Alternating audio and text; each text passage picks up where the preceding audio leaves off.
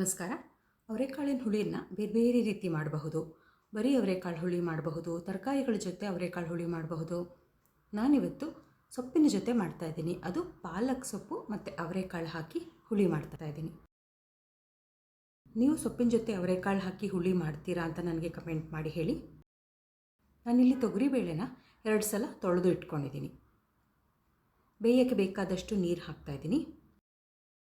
ಖಾರಕ್ಕೆ ಬೇಕಾದಷ್ಟು ಹಸಿಮೆಣಸಿನ್ಕಾಯಿ ಹಾಕ್ತಾಯಿದ್ದೀನಿ.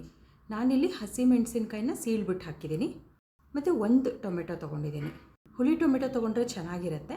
ನನ್ನ ಹತ್ರ ಜಾಮ್ ಟೊಮೆಟೊ ಇತ್ತು, ಅದನ್ನೇ ಹಾಕ್ತಾಯಿದ್ದೀನಿ. ಒಂದು ಅರ್ಧ ಚಮಚ ಎಣ್ಣೆ ಮತ್ತು ಅರಿಶಿನ ಹಾಕ್ತಾಯಿದ್ದೀನಿ. ಈ ಬೇಳೆನ ಕುಕ್ಕರ್ನಲ್ಲಿಟ್ಟು ನಾನು ಮೆತ್ತಗೆ ಬೇಯಿಸ್ಕೊಳ್ತೀನಿ.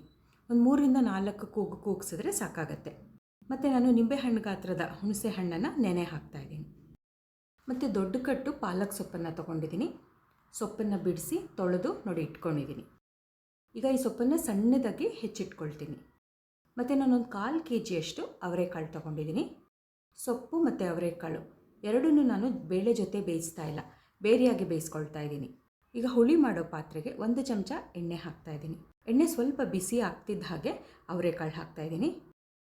ಮತ್ತು ಹೆಚ್ಚಿರೋ ಪಾಲಕ್ ಸೊಪ್ಪನ್ನು ಹಾಕ್ತಾಯಿದ್ದೀನಿ. ಸೊಪ್ಪು ಕಾಳು ಎರಡನ್ನೂ 1-2 ನಿಮಿಷ ಎಣ್ಣೆಯಲ್ಲಿ ಬಾಡಿಸ್ಕೊಳ್ಬೇಕು. ಸಾಧಾರಣವಾಗಿ ನೋಡಿ ನಾವು ಹುಳಿಗೆ ಶುಂಠಿ ಹಾಕಲ್ಲ. ಅಕಸ್ಮಾತ್ ಅವರೆಕಾಳು ವಾಯು ಆಗುತ್ತೆ ಅನಿಸಿದ್ರೆ ಒಂದು ಸ್ವಲ್ಪ ಶುಂಠಿ ತುರಿದು ಹಾಕಬಹುದು. ಮತ್ತು ಸೊಪ್ಪು ಕಾಳು ಎರಡು ಬೇಗ ಬೇಯಲಿ ಅಂಥೇಳಿ ಒಂದು ಸ್ವಲ್ಪ ಉಪ್ಪು ಹಾಕ್ತಾಯಿದ್ದೀನಿ. ಮತ್ತು ಬೇಯಕ್ಕೆ ಬೇಕಾದಷ್ಟು ನೀರು ಹಾಕಿಬಿಟ್ಟು ಮುಚ್ಚಿಟ್ಟು ಬೇಯಿಸ್ಕೊಳ್ತೀನಿ. ಮತ್ತು 1 ಕುದಿ ಬರ್ತಿದ್ದ ಹಾಗೆ ಹುಣಸೆ ರಸ ಹಾಕ್ತಾಯಿದ್ದೀನಿ. ಹುಣಸೆ ರಸದಲ್ಲಿ ಸೊಪ್ಪು ಕಾಳು ಎರಡು ಬೆಂದರೆ ಹುಳಿ ತುಂಬ ರುಚಿಯಾಗಿರುತ್ತೆ. ಈಗ ಇದು ಬೇಯಲಿ. ಸೊಪ್ಪಿನ ಹುಳಿಗೆ ನಾನು ಯಾವಾಗಲೂ 1 ಚಮಚದಷ್ಟು ಅಕ್ಕಿ ಹಿಟ್ಟನ್ನು ನೀರಲ್ಲಿ ಗಂಟಿಲ್ದ ಹಂಗೆ ಬೆರೆಸ್ಬಿಟ್ಟು ಹಾಕ್ತೀನಿ. ನಾನು ಅದಕ್ಕೆ ಈಗ ಗಂಟಿಲ್ದ ಹಾಗೆ ಮಿಕ್ಸ್ ಮಾಡ್ತಾಯಿದ್ದೀನಿ. ಇದನ್ನು ಸೊಪ್ಪು ಕಾಳು ಎರಡು ಬೆಂದ ಮೇಲೆ ಹಾಕ್ತೀನಿ. ಈಗ ಅವರೆಕಾಳು ಬೆಂದಿದೆಯಾ ಅಂತ ಒಂದು ಸಲ ನೋಡ್ತಾ ಇದ್ದೀನಿ. ಕಾಳು ಮೆತ್ತಿಗೆ ಬೇಯಬೇಕು, ಇಲ್ಲಾಂದರೆ ಹುಳಿ ರುಚಿ ಬರಲ್ಲ. ಈಗ ಬೆಂದಿದೆ. ನಾನು ರುಚಿಗೆ ಉಪ್ಪು ಹಾಕ್ತಾಯಿದ್ದೀನಿ. ಮತ್ತು ನೀರಿನಲ್ಲಿ ಬೆರೆಸಿಟ್ಕೊಂಡಿದ್ನಲ್ಲ ಅಕ್ಕಿ ಹಿಟ್ಟು ಹಾಕ್ತಾಯಿದ್ದೀನಿ. ಇದರಿಂದ ಹುಳಿ ಕನ್ಸಿಸ್ಟೆನ್ಸಿ ತುಂಬ ಚೆನ್ನಾಗಿ ಬರುತ್ತೆ. ಸೊಪ್ಪು ಬೇಳೆ ಎಲ್ಲ ಚೆನ್ನಾಗಿ ಹೊಂದ್ಕೊಳ್ಳುತ್ತೆ. ಈಗ ಬೆಂದು ಬೇಳೆ ಹಾಕ್ತಾಯಿದ್ದೀನಿ. ಕಡ್ಗೋಲಿನಿಂದ ಬೇಳೆ ಎಲ್ಲ ಸ್ವಲ್ಪ ಕಡಿತೀನಿ. ಬೆಂದು ಟೊಮೆಟೊನ ನಾನು ಕಡ್ಗೋಲಿಂದನೇ ಚೆನ್ನಾಗಿ ಮ್ಯಾಶ್ ಮಾಡ್ತಾಯಿದ್ದೀನಿ. ಬೇಕಾದರೆ ಹೊರಗೆ ತೆಗೆದು ಕಿವುಚಿ ಆಮೇಲೇನೂ ಹಾಕಬಹುದು. ಈಗ ಹುಳಿ ಕುದೀಲಿ. ಒಂದು 5-6 ನಿಮಿಷ ಕುದ್ರೆ ಸಾಕು. ಒಂದು ಚೂರು ಕುದಿ ಬರ್ತಾ ಇದ್ದ ಹಾಗೆ ಹುಳಿ ಗಟ್ಟಿಯಾಗ್ತಾ ಬರುತ್ತೆ. ಬಿಸಿ ಅನ್ನದ ಜೊತೆ ಹಪ್ಪಳನೋ ಸಂಡಿಗೆನೋ ಕರ್ಕೊಂಡು ತಿನ್ನೋಕ್ಕೆ ಬಹಳ ರುಚಿಯಾಗಿರುತ್ತೆ.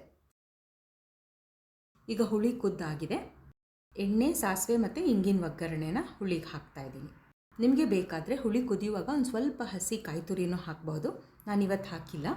ಪಾಲಕ್ ಸೊಪ್ಪು ಮತ್ತು ಅವರೆಕಾಳಿನ ಹುಳಿ ತಿನ್ನೋಕ್ಕೆ ಸಿದ್ಧವಾಗಿದೆ. ನಾನು ಈ ಹುಳಿನ ಬಿಸಿ ಅನ್ನ ಮತ್ತು ಹಪ್ಪಳದ ಜೊತೆ ಬಡಿಸಿದ್ದೀನಿ.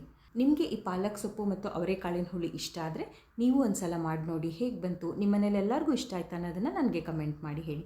ಇನ್ನೊಂದು ಅಡುಗೆ ಜೊತೆ ಮತ್ತೆ ಸಿಗ್ತೀನಿ.